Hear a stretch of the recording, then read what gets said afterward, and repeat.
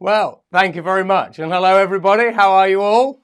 Of course, when we're face to face again, we can sort of hear what you're saying. So, as the introduction says, my name is Matthew Griffin. I'm the founder and CEO of the 311 Institute, the World Futures Forum, and Exponential University.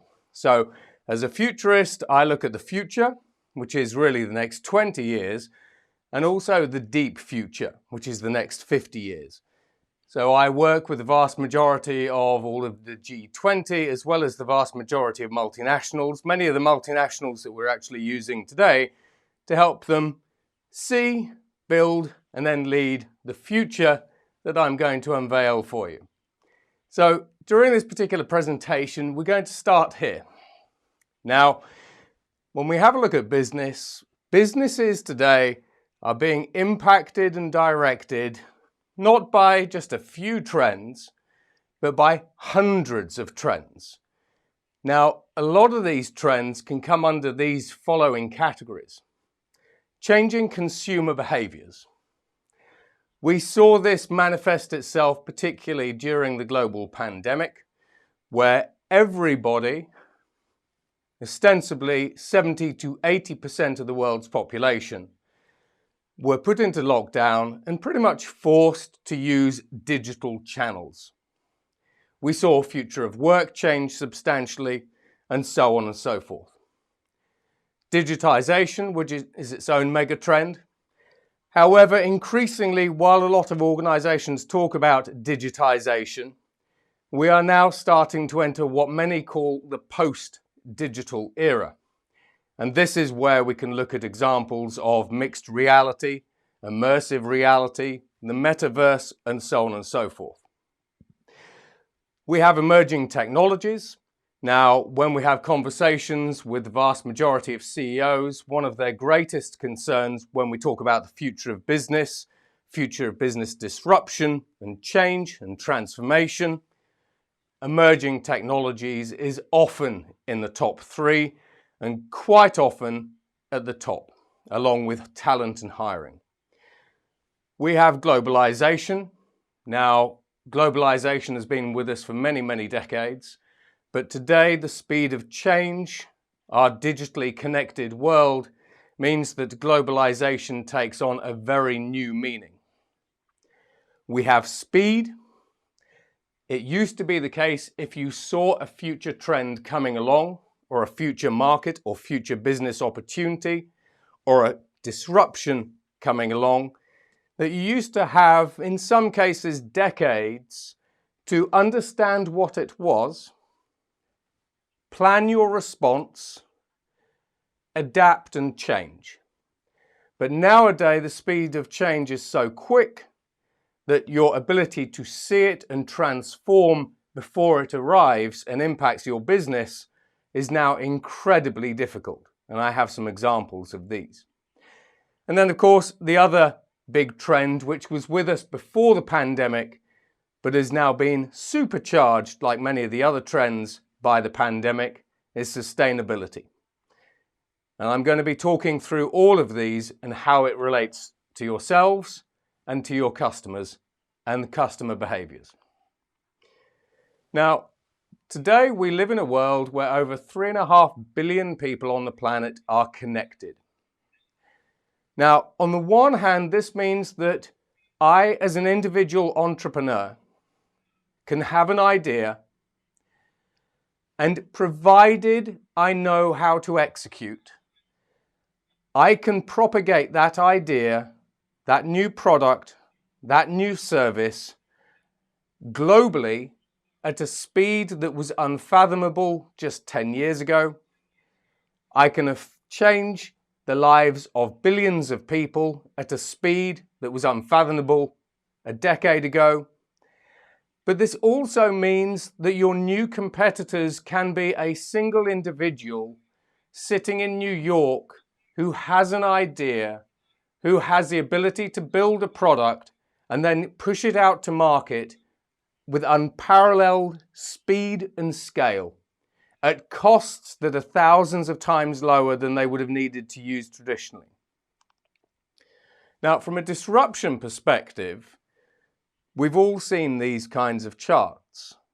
Now, about 100 years ago, it took 50 to 75 years for 50 million people to adopt the telephone. But in our increasingly digital and connected society, we saw Pokemon Go adopted by 50 million people in just 2 weeks. We saw Call of Duty adopted by 50 million people in just 6 days. And had Facebook in June of 2019 been able to release its cryptocurrency, it would have changed the global financial services industry, the entire global financial services industry, as well as the state's control of money overnight. And those are the words of the chairman of the People's Bank of China, the chairman of the European Central Bank, the Bank of England, and the US Federal Reserve. So today we live in a world where an individual can create a product and use social networks like TikTok, Facebook, Twitter, and all these other different platforms to sell that idea, sell that product or service to millions, hundreds of millions of people at unparalleled speed. And this is what ultimately many business leaders are now trying to grapple with. The reality of business today is very different from the business realities that we saw even last year, the year before, and so on and so forth. Now, when we have a look at the Metaverse, for example, there's lots of opportunities with the Metaverse, and I'm going to sort of take it from a high level. So, at a fundamental level, the Metaverse is 3 worlds that are converging. That is the physical world, the digital world, and the virtual world. And the virtual world and digital worlds are different. Software is digital.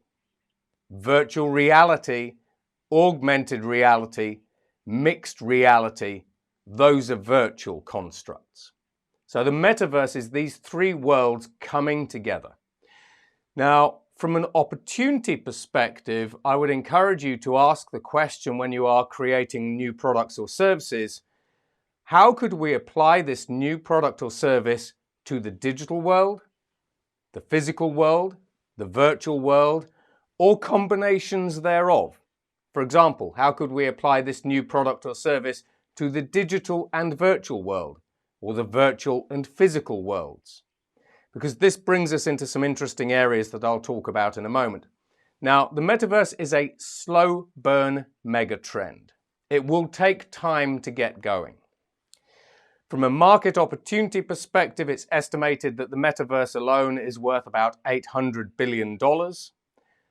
However, when you start combining the Metaverse with Web 3.0, NFT'S, as well as other such constructs like tokenization, it's estimated by organizations like Morgan Stanley, Goldman Sachs, and Citigroup that this collection of technologies is worth anywhere between $8 trillion to $13 trillion worth of market opportunity for every sector. And so we call this the meta economy. Now, the Metaverse, it has to be said, is not one technology, it is many technologies. And so when we try to understand what we can do with the Metaverse, when these things are going to appear so that we can use them or we can leverage them for business, this is where we talk in terms of artificial intelligence, developments in computing power, communications, haptics, metamaterials, which I'll come on to in a bit, rendering engines, because the Metaverse needs to be rendered, virtual reality, and different sensing systems and many other technologies. So as all of these different technologies come together, as they all mature, so too does the Metaverse mature as well. Now, today we are in this space. We are Metaverse 1. It's a basic construct. Metaverse 1 lets us use virtual reality and Metaverse constructs using our eyes, ears, and touch, haptics. So Metaverse 1 really plays to 3 human senses. It also allows us to create multiple infinite worlds where we can do anything that we like. These worlds don't obey the laws of nature or physics. And so literally, when we talk about creativity in these worlds, we can do anything we like. However, from a marketing and from a business perspective, I would encourage you to think of the metaverse as just another channel. We think of digital channels, social channels, etc., etc. The metaverse is another channel. If you're wondering how you engage the metaverse, think how you would engage people within real life if you were applying to their sense of touch, sight, and sound. And then you apply it to the metaverse. So this is where we can still talk in terms of omni-channel marketing as well as opti-channel marketing and engagement.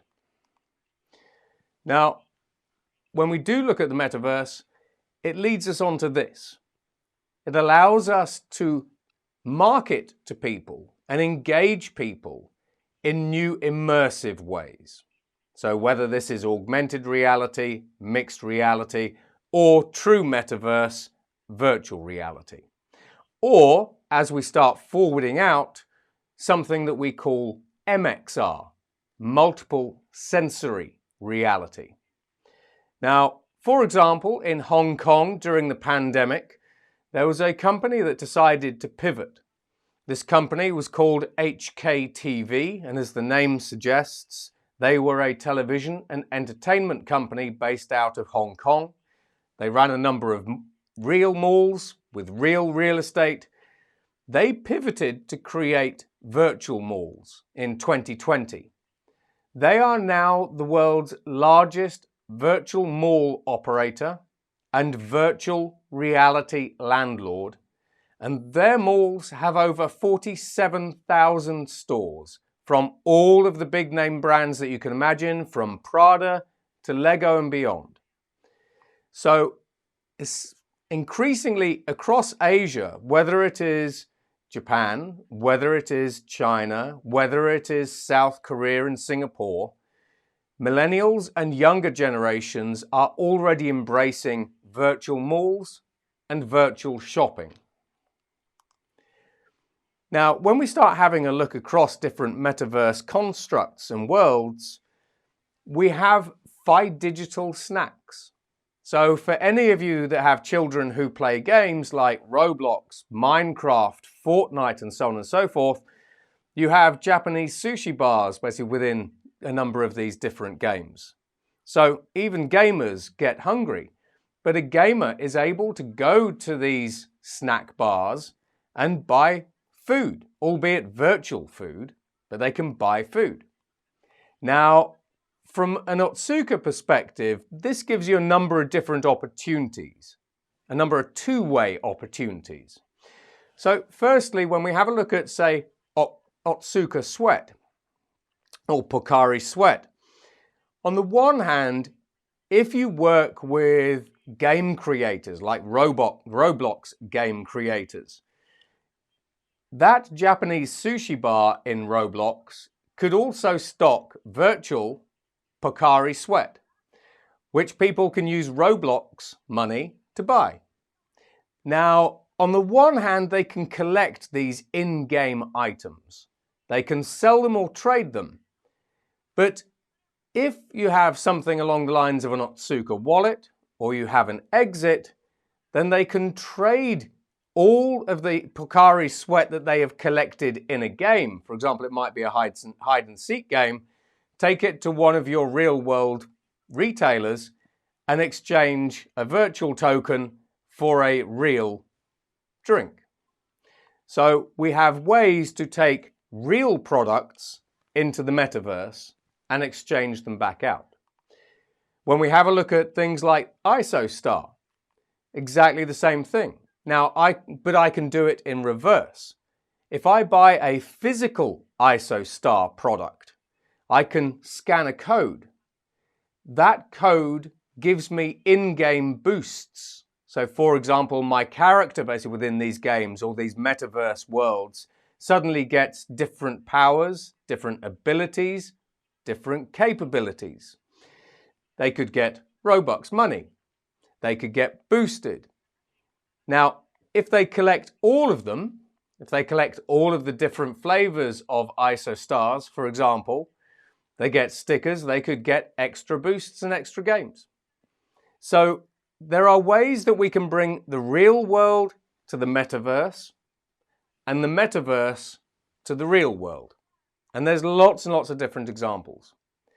In addition to that, when we have a look at the future of the metaverse, we already have the metaverse being inhabited by virtual beings.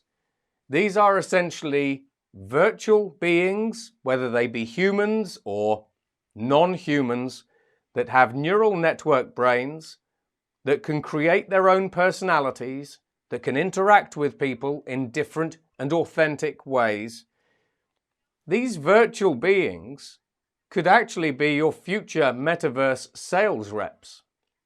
And these beings are already in games, albeit basic games.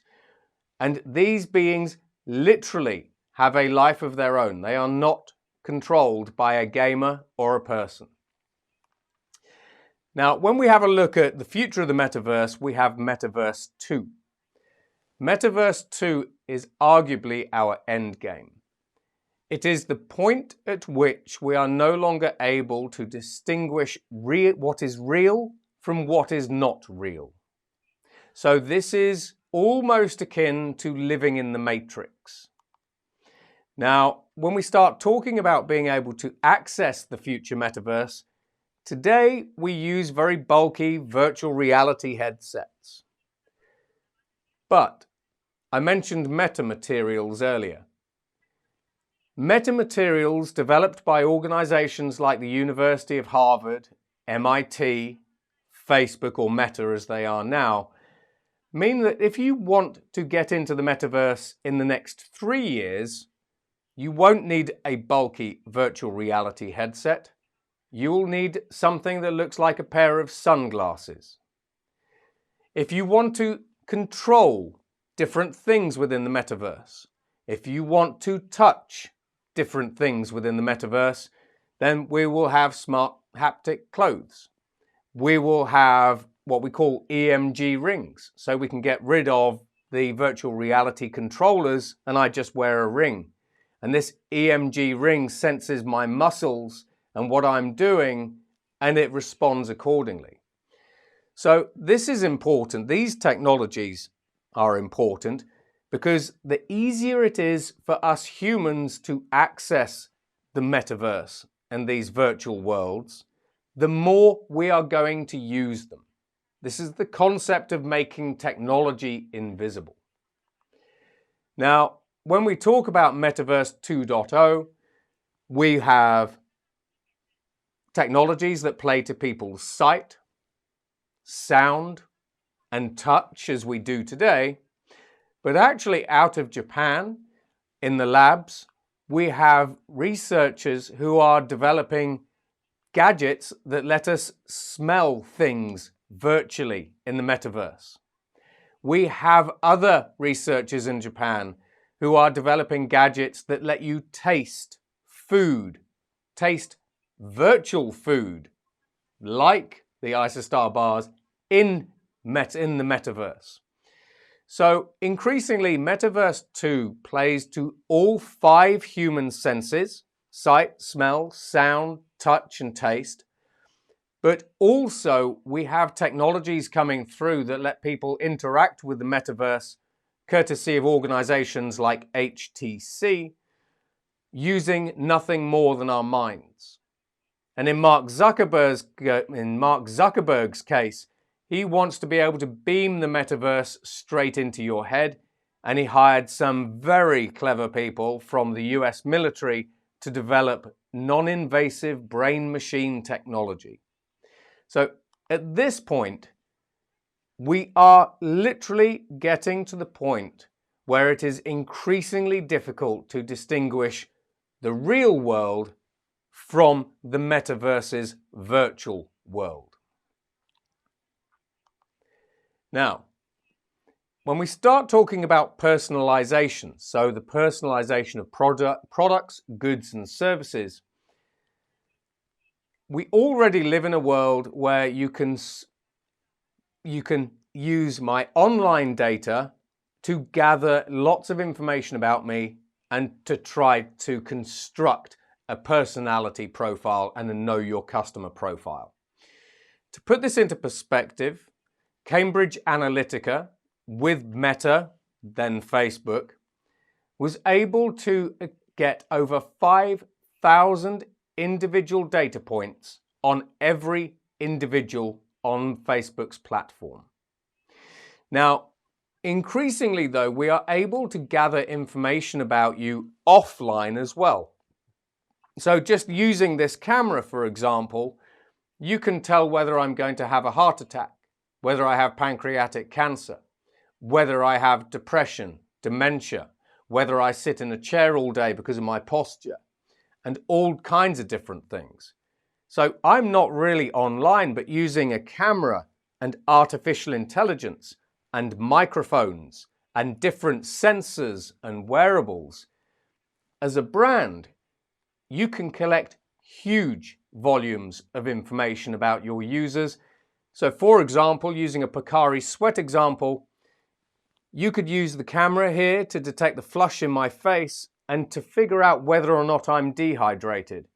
In which case you could then push a signal to my smartphone saying, we think you're dehydrated. Here's a 20% off voucher for Pocari Sweat with a local retailer. The local retailer is a 2-minute walk from you because you know my location. So when we talk about personalization in the future, we are quite literally talking about knowing people better than they know themselves. Hyper-personalization. Now, when we talk about quantified self, this is increasingly from a nutricals perspective as well as a health and wellness perspective.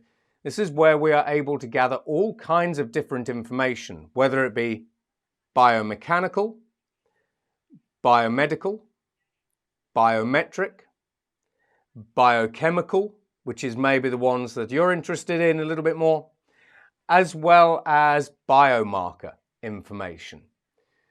Now, when we take all of this different information together, and as we have a look at the future of sensors and wearables, in about 3 years' time, we will get to the point where you can sequence your DNA with nothing more than a smartphone that is connected to a cloud or a smartwatch that is connected to the cloud. We can already sequence the human genome in under 5 hours. So these technologies are getting smaller, cheaper, more powerful, and these sensors and sensor devices are being packed into all of our clothes, our watches, even our earbuds. Now, when we have a look at the quantified self, from a food perspective, this allows us to personalize food in new ways. Now, Nestlé, for example, are using DNA sequencing to 3D print personalized food based on people's genomes. Now, in Japan, Nestlé have turned that into a $1 billion business. Elsewhere, we have organizations in Japan like Open Meals. Open Meals is a startup that will take biometric and biological information from consumers, analyze it to create a profile of that consumer, and then use it to 3D print sushi, which you can either buy as a subscription or you can buy in one of their new restaurants, Sushi Singularity. So by taking lots of different quantified self and quantified health information from individuals, combining it with new manufacturing processes, digital, and a number of other different technologies and trends, all of a sudden we have companies who are creating multi-billion-dollar personalized food businesses literally in your backyard. Now, from a personalization and customization perspective, 75% of individuals say that they prefer buying from brands that offer customization. In the food arena, one organization that has done this very well, I see, is Mondelez with Oreo cookies. You can go online, you can personalize your Oreo cookie, and then you can have it delivered to you. Now, in that particular case, it's led to an increase of 64% in profits, customer retention of 75%, and 75% of people, so all 75s, 75% of people who buy products from a brand that lets them personalize or customize those products recommend those companies to their friends. So this is almost a take on Industry 4.0, smart factories and everything else. Because if you want to embrace customization, it's got to be the full stack. Manufacturing, sales, product development and design and so on. Now, when we have a look at research and development, at the moment, research and development will be a sunk cost for Otsuka. Typically, I would assume. However, courtesy of crowdfunding, there is absolutely no reason why you couldn't invite your customers to create new products or help you create new products. So this is kind of crowdsourcing. However, if you turn those products into NFTs, when those products go to market and get sold, you have a very easy way to pay people who have bought into those products or help develop those products, earn money from those products. So this is called fractional ownership. So I can go onto an Otsuka website, design a product, other people can come in and help fund it. I could own 1,000th of that product, and then as Otsuka, you could pay me 1,000th of the profits or of the revenues or whatever it happens to be when that product is sold. So now you are turning customers into your outsourced, crowdsourced R&D department, but customers can now profit from helping you make new products, which then grows sales. You can also use this exact same model for the data within your business, your facilities and buildings, even your artificial intelligence algorithms that you might be using to develop different nutricals and different products. So fractional ownership is a very, very interesting multi-trillion-dollar trend.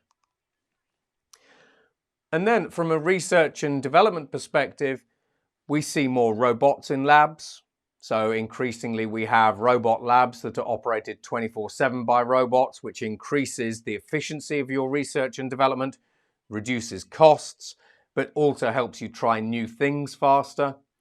We also see artificial intelligence, which is increasingly able to test and combine tens of millions of different compounds together to create new formulations, whether it's new foods, whether it's new drugs, and so on and so forth.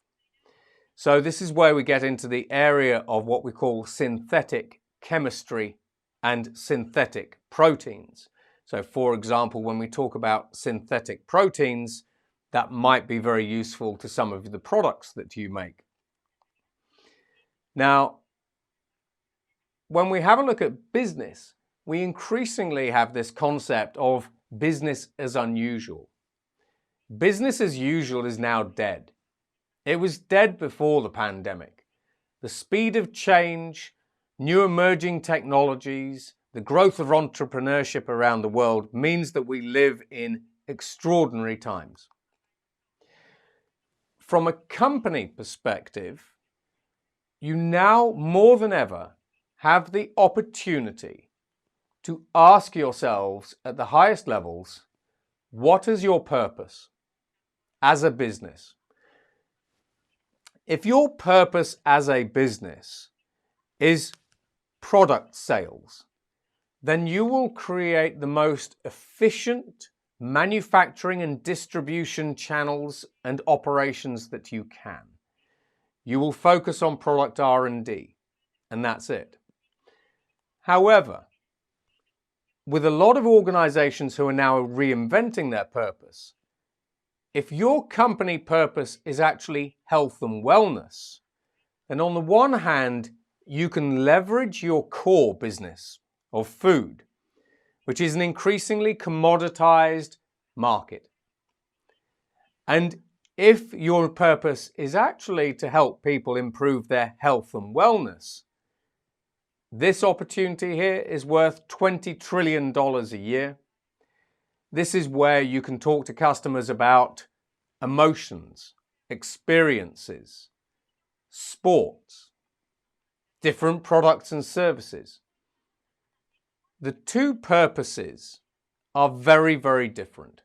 Product sales is about making the best product that you can for as little money as you can and selling it for as much money as you can. Health and wellness takes you into all sorts of different parts of your consumers' lives, as well as selling products and food. Now, as we start having a look at the future again, a lot of organizations are now trying to figure out how do they 10x sales. So if you posed this question to your teams and said, in the next 5 years, how would we 10x sales? The advantage of asking this question is you have to fundamentally think differently. Because if I asked you how you would grow sales by 5% next year, you would come back to me, in all likelihood, with an incremental answer. It would be, we will hire more salespeople, find new distribution channels, make some new products maybe. It would be an incremental step change. To 10x sales, it's a very, very different problem to solve that you can't solve just with incremental thinking. So in this example, what are the revenue opportunities today that exist outside of your core businesses? And are they interesting to you? How big are they? And how would you go and tackle them and execute against them? Now, from a business perspective, my recommendation is the entire business from top to bottom should be digital by default. And there's a very good reason for this. When you're a digital business, being digital lets you eliminate all of the distinct boundaries between previously distinct industries. To give you an example, if I go and ask a retailer what business they are in, they will say they're in the business of selling products. If I ask a bank what business they are in, they will tell me that they are in the business of selling financial services products. But if I ask a digital native business like the big tech giants like Google, Alibaba, Tencent, Amazon, and so on and so forth, what businesses they are in, they will come back with this answer. We are in every business. And it's because they are digital and connected by default. So when you become a truly digital business, it makes it much easier for you to become a multi-sided platform where you sell one thing to one consumer and you sell another thing to another consumer. For example, with Amazon, Amazon's secret weapon is Amazon Prime. You sign up to Amazon Prime and they will sell you food. They will sell you loans, entertainment, different marketing services, health insurance increasingly. So digital is the best way for for you to move between different industries, identify new market opportunities and move into them at speed, but then leverage the core. Think like a tech company. Now, we've also seen the growth of what we call direct-to-consumer. So I know as Otsuka, you have a variety of direct-to-consumer web properties. However, when we look at the metaverse, we also have this concept of direct-to-avatar.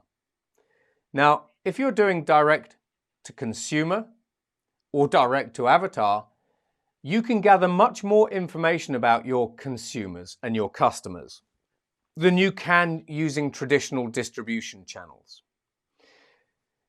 And also, you increase profits, as you've no doubt seen across the different properties that you have. When we look for areas of market growth in saturated markets, this is where you should explore complementary channels, complementary partners, and other complementary things. And I'll give you an example here. GoPro, years and years ago, decided that what they wanted to do was make a small camcorder. Now, at that point in time, organizations like Sony, Panasonic, JVC were selling camcorders everywhere, and it was highly unlikely that GoPro were going to be able to make a dent in the market. GoPro's traditional route to market would have been the big technology retailers, the big box brands. However, rather than taking that route, they looked for a complementary channel. They went to sports retailers and they sold their little cameras to sports retailers. And sports retailers only sold GoPro cameras because guess what? Sony, Panasonic, JVC had always been focused on the same routes to market. They had never ever explored what other complementary channels or complementary routes to market they could have explored. And GoPro, they're a world brand.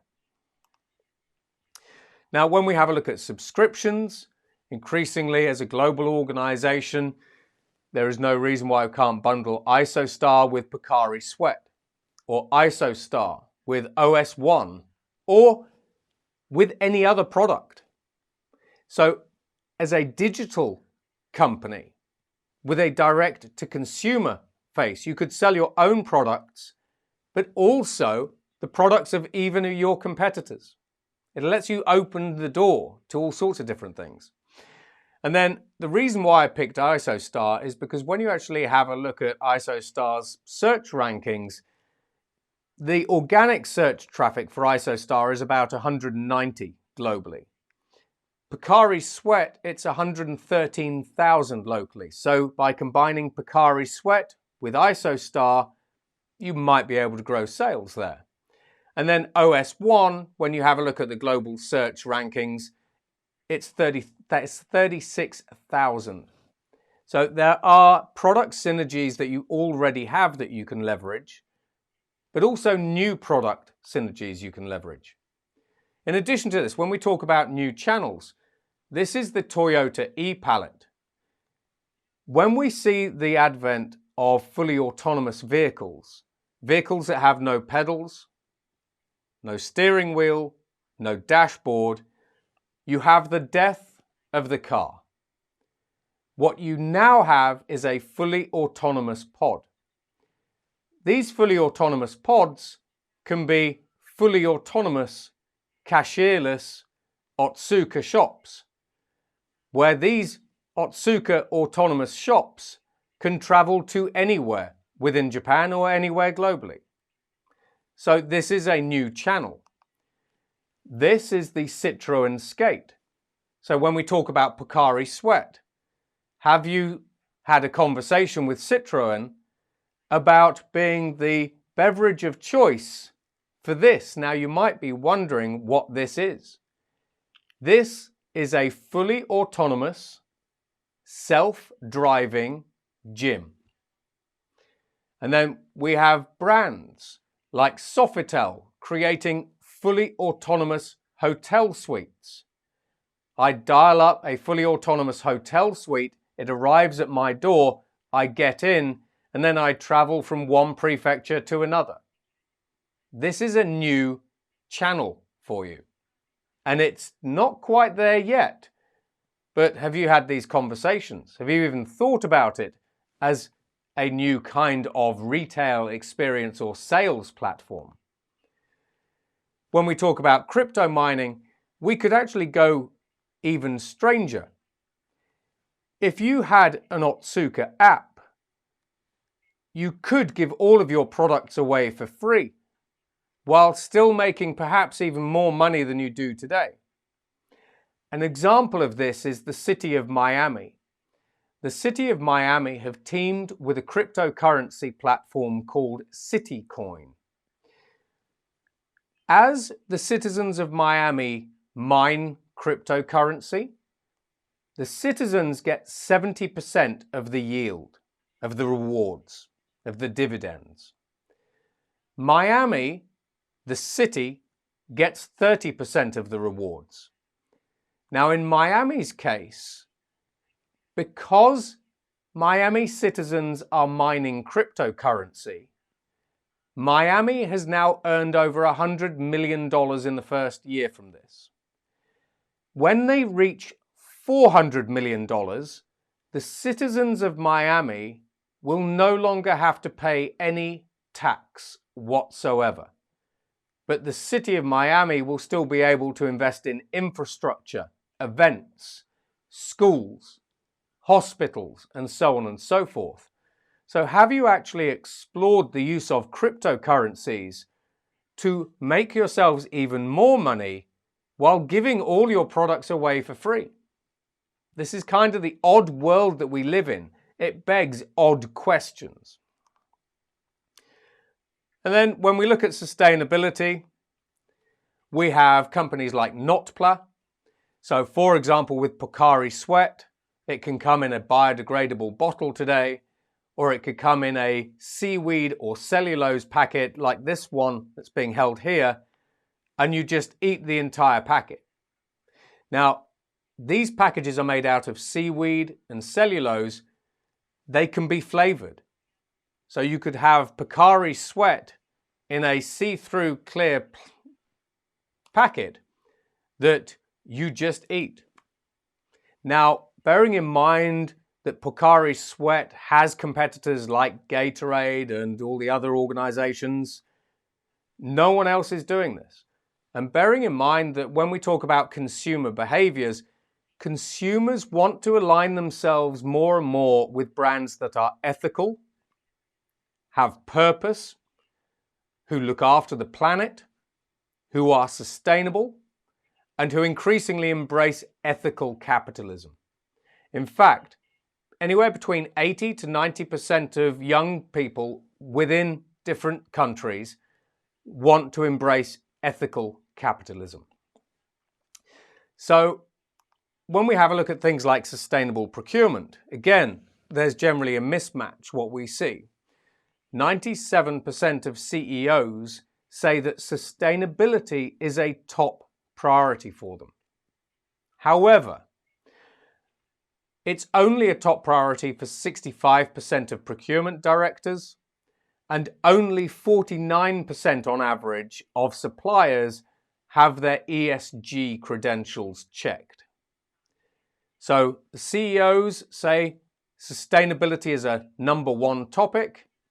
However, only 50% of your suppliers are generally going to be checked for their ESG credentials. There's a sustainability opportunity right there.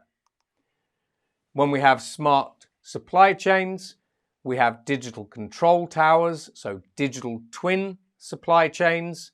Increasingly, these can become fully autonomous as well, which means that we can see consumer demand here, and your supply chain automatically optimizes itself and automatically orders the right ingredients from the right places at the right prices against your preferred KPI.